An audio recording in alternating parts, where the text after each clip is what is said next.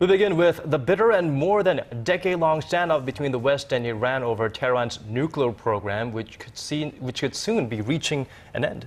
The six world powers and Iran, including the U.S. and China and Iran, agreed to a framework for a deal to curb Iran's nuclear development in return for lifting international sanctions. Our Choi You starts us off.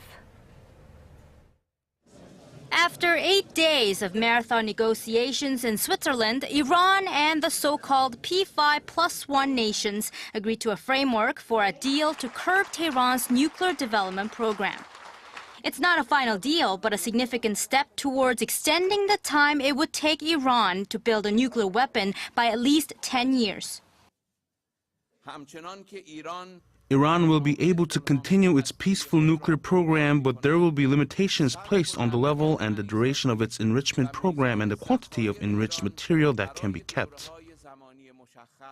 Under the framework, Tehran has agreed to suspend 2/3 of its centrifuges that can be used to produce weapons-grade uranium.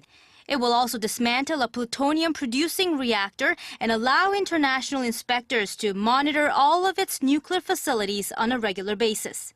The U.S. and the European Union's economic and financial sanctions concerning Tehran's nuclear activities will be lifted in phases, but will be reinforced if Tehran breaks its commitments.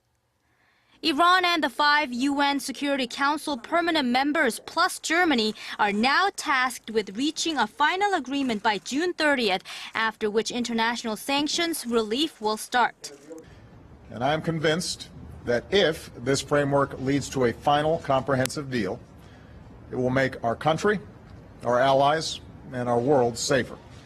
While the West and the UN chief welcomed the news, Israel, a strong opponent of Iran's nuclear program, said any deal must significantly roll back Iran's nuclear capabilities.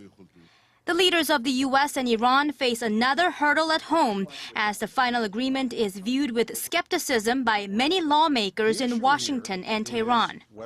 Choi You, Arirang News.